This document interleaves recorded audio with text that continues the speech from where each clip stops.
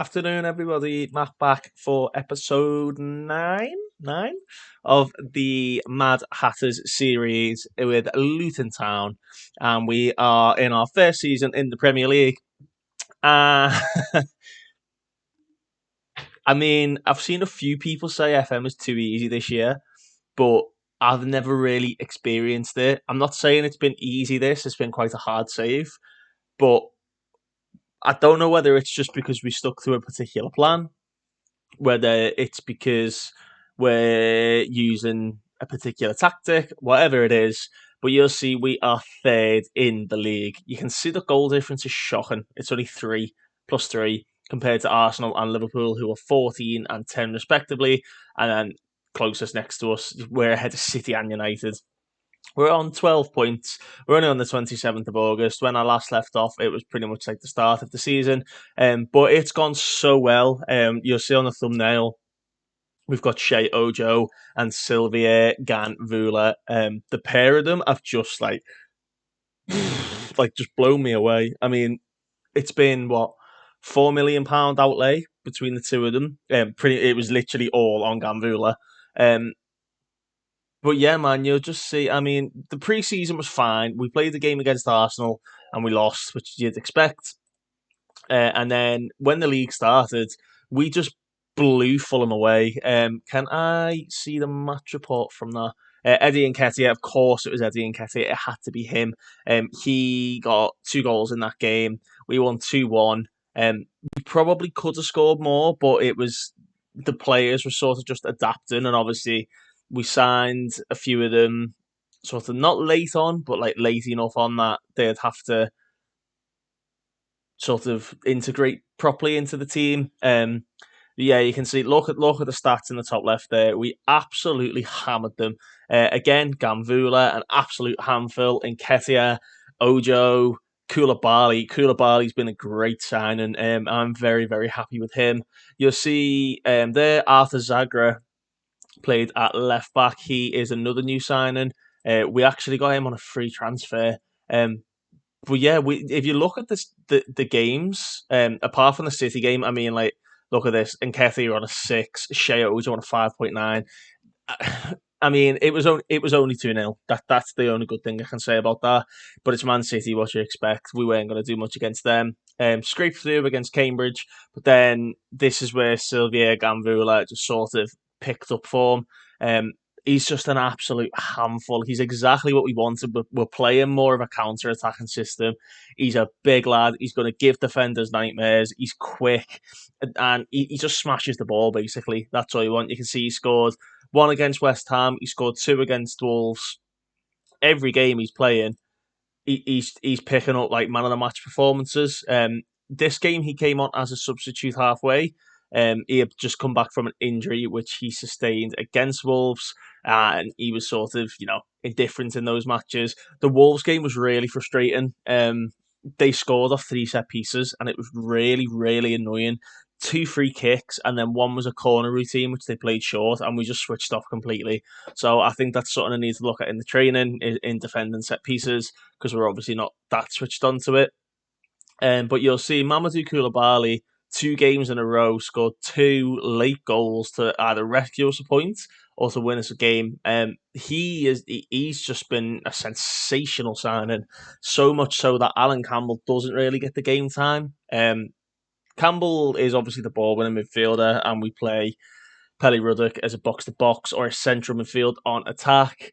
Mamadou Koulibaly is sort of a blend of both players. He can do pretty much everything. He's very fast, he's tall, he's got really good mental attributes, he's got good technical attributes. Finishing, it says 11, but with his 14 composure, he can just knock it in.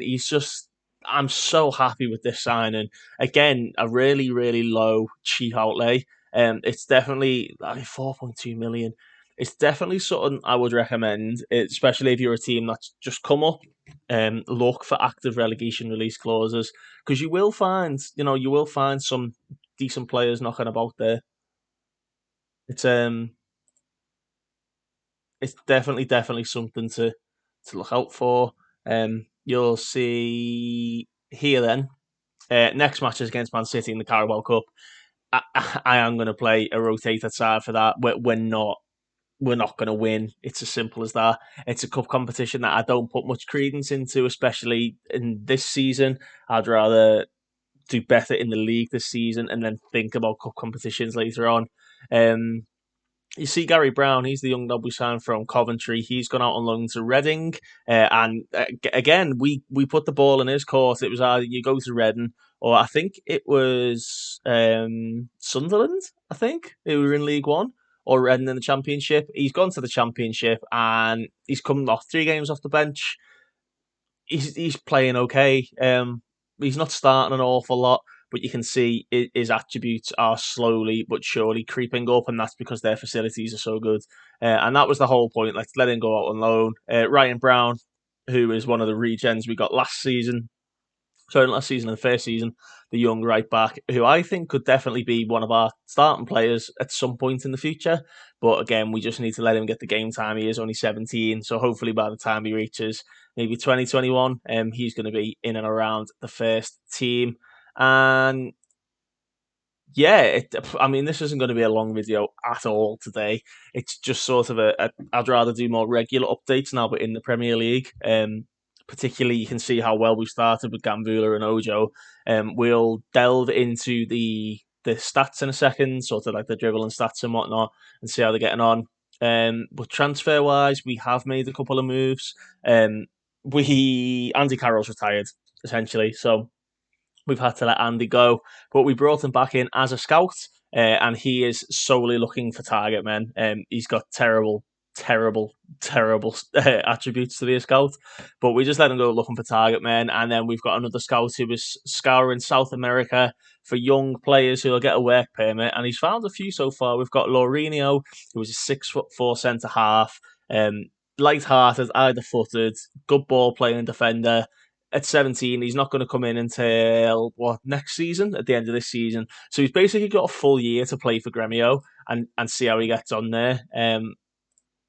And hopefully the whole season under his belt is going to help him. As you can see, Arthur Zagra, he came in as like the backup option on a free transfer. I've had him in previous saves. He's a very, very, very, very, very competent defender. Only 20 years of age, and he'll only improve. Any other outs? We had John Henry, who was one of the regens we got this season. He went to Crystal Palace for 220k up front. If you look at him, he's not really got anything that was stand out apart from maybe his first touch, and he had a fickle personality. So I thought if we can get rid of him 200k, get a bit of a sell back on him, that's fine. Ugo Chukwu went out on loan to Torquay. He started a handful of games over there, and Michael Duffy just kicked off a fuss basically and saying he wanted to be the starter. But this is a guy that we signed for, I think, 200k, and we've just sold him for like 1.6 million a year later. Let's have a look. Yeah, 230k, sold him for 1.2 mil. He was an average squad player at the time. He's not good enough to be a Premier League player, so he has gone out. Also, you see a few more loans there: Tyler Smith, Denver Hume, etc., etc. But yeah, if we just take a look at what we all love looking at, is the key metrics. So, Shea Ojo, he surprised me so much. I think he's 25 on the game now. He's 25. So he's sort of at that stage of his career where it's now or never. And I feel as though giving him full Premier League games where he wasn't really getting any. He was on loan at Fulham, he was on loan at Reading, on loan at Rangers, and he wasn't really doing anything. In my team, because we don't have many good left-footed, right-sided players, because he's going to play a lot of game time, these 13s are slowly going to turn into 14s. His mental attributes are going to go up because he's playing games. You can still see he's got about 2.5 stars worth of potential ability in him still. The more he plays, the more his potential, he can fulfill that potential. So yeah, I'm so happy with how he started. You can see he's getting nearly 2 shots per 90 off. You can see if you're looking at the shots per 90, there's a lot of these players here we're getting a lot of chances now, which is something that we struggled with quite a bit towards the middle of last season. It was only really Eddie and Nketiah who were scoring the goals. So to have a lot of players in around like, 2 shots. I mean, look at Gamvula. He's played 4 full games and he's had nearly 6 shots, scored 3 goals. Like, he's outperforming. You make the chances he will score. That's essentially what it is. And the system we play helps that. But yeah, like Shojo again. You see, he's not got a high XG, but he's got a decent passing completion. Key passes per 90 is nearly 4 key passes per 90. So that to me is just saying he's getting the ball, he's running with it, he's running, he's making chances, he's having shots. Key passes overall, 18 key passes. He's got more key passes than George Honeyman, who's our deep lying playmaker. So to me, he's just 3 assists. He is an absolute wonderful signing. Free transfer. If he doesn't work out, we've made good profit on someone we got him from free. But if he does work out, then it's winner. Anybody else who's really stood out? Taylor Richards is playing a bit all over the place. We're not quite sure whether he's a central midfielder or whether he's a left-footed right winger. But we've been playing him in rotation for both. He did come in for, I believe, £2.5 million. You would have seen at the end of the last video, we were weighing up bringing him in. £3 million up front. That's what £3 million overall. So a decent little transfer for someone who come into us last season and performed magnificently. A lot of loans out. Amari Bell's not really getting any game time. We'll probably look to move him on at some point. But the fact that he is so fast, he does have a little bit about him. If he has to play, he has to play. Cameron Dawson's another one that you wouldn't have seen. He is our backup goalkeeper. He's just a solid, big goalkeeper. If we lose Bajic, I'm confident enough he's capable. He actually had really good analyst report. It was one of the analysts he found when he was playing for Sheffield Wednesday in League One. If we find a Sheffield Wednesday, he was just average overall. Sorry, overall 7.17. He's playing above average. He only conceded half a goal per 90. Sweet, happy days. You're a backup goalkeeper, mate, so you don't need to play all that much, but yeah, £2.5 million. We've got the money to spend now, so it's not an issue. You see, I want us to show he's not really played the game. My assistant manager keeps telling me to play him at DM, and he's just not a defensive midfielder. I don't think he's a centre back anymore. I do think he's a midfielder, but I feel like we've got enough cover in Koulibaly, Richards, Honeyman, Pelly Ruddock, Alan Campbell, even Adam Phillips. Adam Phillips is the backup CDM. He's actually played the full game. He played the full game in the Premier League too. Yeah, he's the backup. So I want not to show he's sort of adrift at the minute. I'm not too sure where he fits in. Other new signings, Bakary Jatta's. He scored 1 goal when we played him up front, but when he's playing on the wing, which is where we want him to be, on the left wing, just running at people. So we're playing him as an inside forward because he can't cross the ball. He can't really run with it all that well, but he's very aggressive and very fast. The whole idea of this system is get it out wide and break, and we've got quick players. He's not performing, so we just have to keep having words with him, being like, come on, man. And you can see 6.58 is actually the lowest average rating in our team, apart from Daniel Oyegoki, but he's not good enough to play at this level. He's literally a backup right back. So he needs to book his ideas up. Bakary Jatta, considering ability-wise, he's probably one of the better in the squad, based on my assistant manager's report. Let's say Stefan Bajic is just a star. We brought him for cheap. He's 6 mil. He's only 20 years of age. What he reminds me of an awful lot is Ilan Meslier over at Leeds. He's very similar. He's not quite as tall. He is 6'2", though. But he just reminds me of that he can do a bit of everything as a goalkeeper. He can pass. He's got good vision. He's got really good technique. He's so competent. He's so dependable. And I'm so happy that my scout found him when he did, because we were struggling to find someone in that position.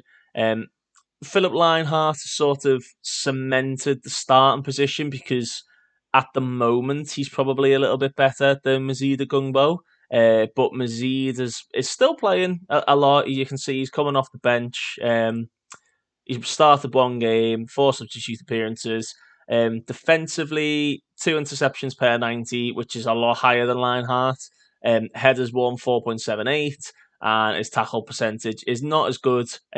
That is because he's picked up a trait of does not dive into tackles. If you actually highlight the traits, I don't know a lot of people know this, it actually tells you what the trait does. But you can see it decreases the frequency with which a player will engage into a tackle. It does not simply mean that the player stays on his feet when challenging for the ball. So normally you'd think you'd be looking analysis wise, he needs to make a lot of tackles. No, because you've seen his interceptions as 1.99. Basically, what he does, because he's such a big lad, he holds them up. When they're counter attacking, he just holds the play up, lets players get back. And then if somebody tries to play the ball, because he's got decent positioning and he's very, very fast, he's there. Like if someone tries to play a ball in behind, look, think of like Virgil van Dijk. Virgil van Dijk doesn't make a lot of tackles. He wins a lot of headers and he intercepts the ball an awful lot. He doesn't have to tackle. He's that good. His positional play is that good, and people are scared to run at him. That he just sweeps the ball up all day long, and that's sort of the position I see Agungbo turning into, is probably a cover centre back. But we'll see. He's going to be around for a few years. I love the lad. He's one of my favourite ever signings on FM, so he'll definitely stay around a bit more. Curtis Nelson played one game in the cup, and we just utilised that long throw. He's only there for mentoring and for long throw purposes. And yeah, anybody else stood out? There's not really anyone else. Lyndon Dykes is Lyndon Dykes. He scored a big goal again. He scored a very good goal, actually. He sort of turned on the edge of the area and just smashed it in bottom corner.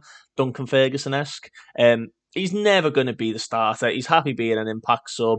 You see, even just Sylvia, my Congolese sensation. What we started doing, because again we're playing this like counter attack system. We thought we want to. Although I do love pressing forwards, and I love them sort of harrying the defenders, because we're playing like a counter attack system. We've changed them up to a poacher. But we've added tackle harder. So if he does get an opportunity to win the ball, he will literally just smash them. We've not put moves into channels on because he's already got a player trait of runs through the centre. This increases the frequency with which a player will decide to run with the ball in central areas. So there's no point in telling them to move into the channels if he's going to cut back in anyway. And he likes to beat the offside trap. He will look to make runs in behind the defence. The success is determined by his other attributes. Those other attributes being his off the ball, which aren't, it's not amazing to be completely honest, but his pace, his anticipation, his bravery. He's got all these attributes to just get in behind. And obviously we've got players like George Honeyman, who is just such a good passer of the ball. We've added more direct passes, although it's in direct conflict with his trait of dictates the tempo. He has been doing it, and he actually got a really, really good assist in the last game. For Koulibaly, actually. So yeah, essentially what it is, we get the ball from Bajic, he plays it to Honeyman, Hamache and Bree sort of push up, as does Richards or Pelly Ruddock, depending on who's there. They sort of patrol this area. Anya Dimmer and Ojo are always looking to get into the channel, into the half spaces, and Gamvula just stands up top. He's like, "Yeah, man, if you want to pump that ball long, you pump that ball long, and I'm onto it."